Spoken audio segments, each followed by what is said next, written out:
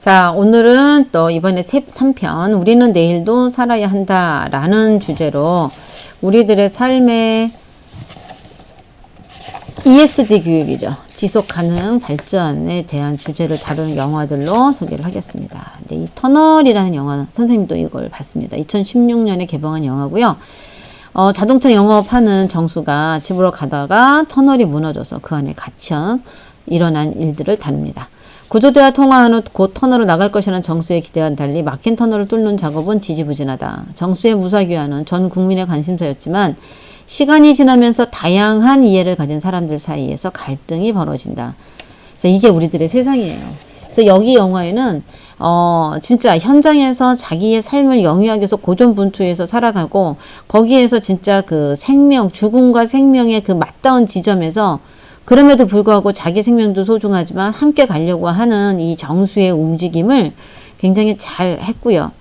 그 죽음과 삶으로부터 좀 거리가 떨어진 세상 사람의 사람들, 정말 자연의 어떤 그런 위협으로부터 좀 떨어진 사람들의 어떤 그 이기적인 그런 내용을 참 잘 담고 있는 영화입니다. 자, 그래서 전체 내용은 단순했지만 그 안에는 꽤 많은 이야기가 녹아 있었고 한국 사회를 살아가는 우리가 생각해 볼 만한 요소도 적지 않았다. 영화를 보고 누군가는 부실공세의 문제점을 떠올렸다고 하고 누군가는 2014년 세월호 사건을 상기했다고 한다. 또 누군가는 우리 사회가 생명을 다루는 태도를, 또 누군가는 정치인과 언론인의 민낯을 보면서 불편했다고도 한다. 그렇게 터널은 710만 명의 관객에서 다양한 생각거리를 던진 영화였다라고 나와 있어요. 그래서 이 영화 참 되게 감명이 깊은데 그중에 선생님은 이 부분이 되게 감명 깊어서 읽어올게요. 영화에 나오는 터널은 우리가 사는 지구와 흡사하다. 터널에 갇힌 주인공 정수는 한정된 공간에서 한정된 자원을 갖고 있다. 사용할 수 있는 에너지는 라디오로 들을 수 있는 자동차 배터리와 외부와 연결할 수 있는 78% 남은 휴대전화 배터리, 500ml 생수 2병과 케이크가 전부다. 게다가 이 한정된 자원은 정수 혼자만의 것이 아니다. 심각한 상처를 입은 여자와 개도 있었다. 그것은 한정된 양의 물, 화석 에너지, 광물 등의 자원을 남겨두고 70억 명의 인구가 경쟁하고 있는 지구를 떠올리게 한다. 터널 속 정수가 한정된 자원으로 살아가는 우리는 앞으로 어떻게 해야 할까?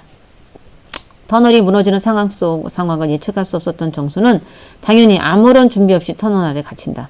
터널에 갇혀서도 앞으로의 상황을 예측할 수 없었던 그의 처음에 아무 생각 없이 물을 들이켠다.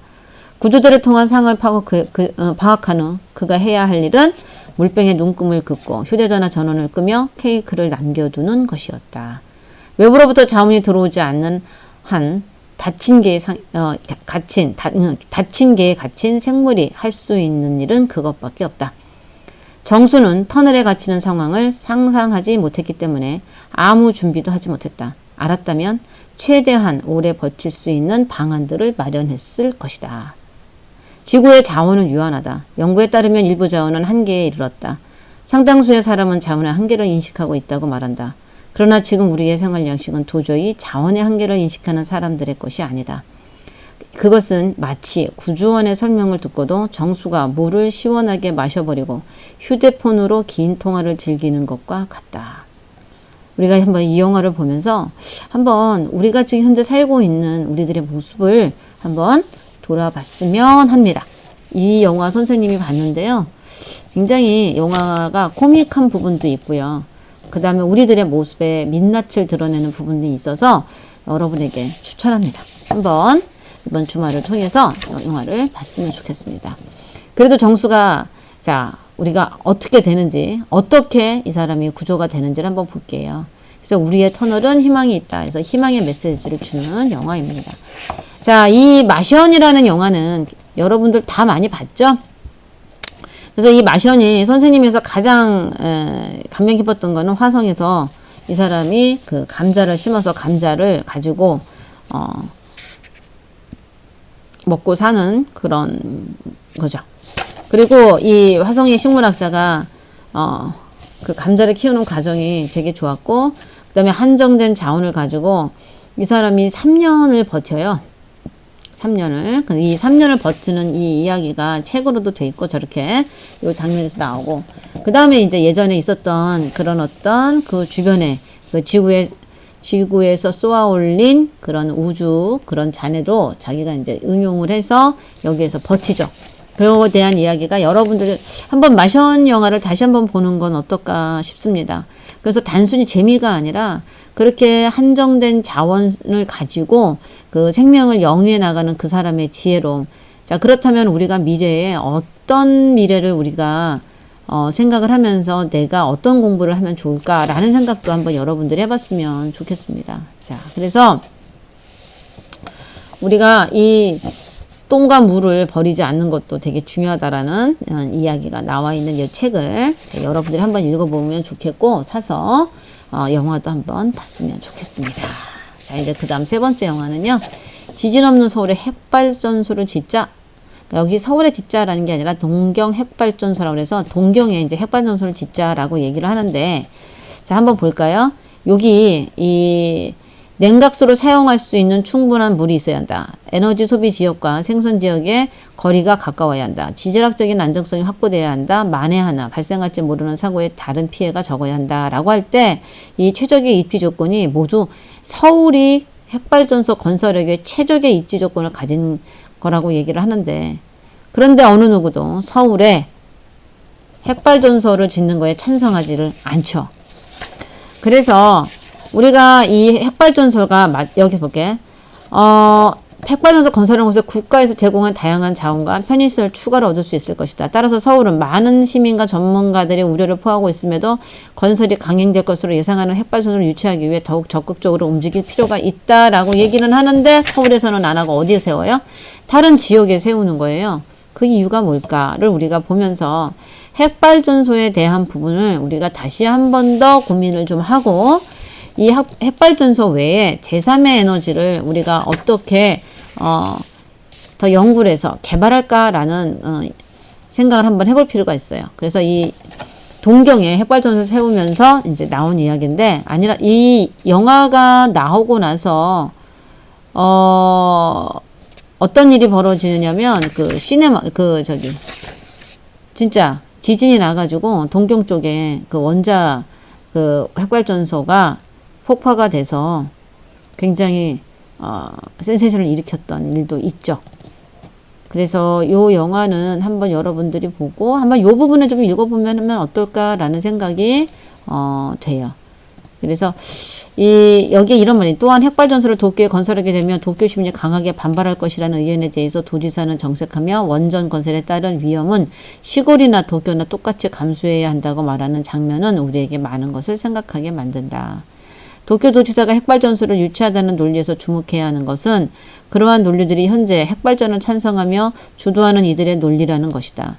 핵발전이 정말 그렇게 안전하고 친환경적이며 경제적이라면 그러한 발전소는 멀리 외딴 지역이 아니라 에너지 소비가 집중된 도심에 위치하는 것이 당연하다. 이는 핵발전의 안정성, 친환경성, 경제성을 강조하면 할수록 핵발전소의 입자는 대도시가 되어야 한다는 것인데 현실에서 핵발전소는 절대 대도시 주변에 건설되지 않는다. 이렇게 동경 핵발전소는 핵발전을 옹호할수록 빠져들게 되는 딜레마를 풍자적으로 보여진다. 만약 우리나라에서 실제로 서울시장이 한강변에 핵발전소를 건설하겠다고 발표한다면 서울 시민들과 서울을 지역구로 둔 정치인들은 이를 막기 위해 상상할 수 있는 모든 행동을 할 것이다. 아마도 핵발전소는 서울에 건설되면 절대 안 되는 것이라고 강력히 주장할 것이다. 그렇다면 왜 서울에는 안 되는 것이 울진, 월성, 영광, 고리에서는 되는 걸까? 그러니까 우리들이 어쩌면 되게 뭐라 그래야 되나 이기적인 거죠. 결국은 이기적인 거. 자, 그래서 우리는 에너지에 대한 우리들의 생각도 한번 생각해 볼 필요 있지 않을까라는 생각이 듭니다. 자, 이번에는 딥 워터 호라이즌이라는 영화인데요. 이거는 이제 선생님들이 잘 이제 모르는 영화인데 여기에서 이 영화에 대한 이야기를 한번 얘기를 해줄게요. 딥워터 호라이즌은 실화를 바탕으로 한 영화임을 강조하듯이 법정 증언으로부터 그 이야기가 시작된다. 영화는 2010년 4월 20일 미국 뉴올리언스 남쪽으로 200km 떨어진 해상에서 일어난 심해 석유 시추선 디버터 호라이즌1의 폭발 사고를 다루고 있다.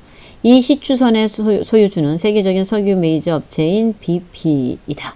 이 심해 시추 시설은 사고 당시 수심 1600m의 깊은 바다에서 석유 시추공을 뚫어 해수면 이하 5600m의 부근의 지하를 시추하고 있었다.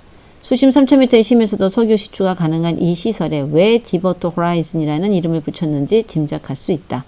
이 사고는 미국 멕시코만 기름 유출 사고, 디버터 호라이즌호 기름 유출 사고, BP 기름 유출 사고, 마콘도 폭발 사고 등으로 불리는데 원인 제공 기업과 유조선 이름을 포함해 부르는 국제 관례를 따른다면 가장 적당한 이름은 BP 딥워터 호라이즌호 기름 유출 사고다.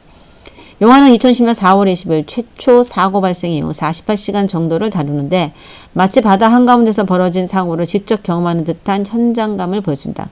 하지만 생생한 현장감과 깔끔한 스토리를 통해 이 영화에 몰입하도록 하면서도 영화를 다 보고 나면 그래서 말하고 싶은 것은 뭔가 라는 질문이 여전히 남는다. 그곳의 사람들은 왜 시간에 쫓겨 작업했고 무엇 때문에 속도와 경제 논리 속에서 죽어야만 했을까? 영화 속에서 사고 원인을 제공한 BP는 어떤 기업일까? 영화에서 자세히 묘사되고 있지 않지만 BP에서 파견 나온 돈 비들이라는 인물을 통해 어느 정도 가늠해 볼 수 있다. 그래서 여기에서 마지막에 이 현장에 있는 정말 힘없고 그냥 평범한 우리들의 이웃이 서로를 도우면서 희생하고 그것에 책임져 가는 것에 대한 부분을 통해서 가진 자들의 이기주의, 그 다음에 가지지 못해서 거기에 제물로 희생양으로 사라져가는, 그래서 사람보다 경제성을 먼저 생각하는 이런 부분을 통해서 우리를 좀 씁쓸하게 하는 부분이 있어요. 근데 아무튼 이런 영화를 통해서 우리가 왜 돈을 버는지, 그리고 우리가 경제성이라는 그런 어떤 논리 안에 우리들의 생명의 가치가 얼마나 소중한 건지에 대한 부분도 생각해 볼 필요가 있는 아주 좋은 영화입니다. 한번 선생님도 이번 주말에 볼 생각이니까 여러분도 같이 한번 보시기 바랍니다. 자, 그러면서 세 번째 주제를 했고요. 여기는 인간의 탐욕에 대한 이야기들이 많이 나와요. 그래서 인간의 탐욕, 인간의 탐욕인가? 미안. 여기는 바로 우리가 함께 살아가야 할 우리들의 세상에 대한 이야기를 나오는 거죠. 선생님이 잠깐 헷갈려서. 자, 그래서 지구에서 살기 위해서 우리는 어떻게 살아야 하는지에 대한 이야기를 다루었습니다.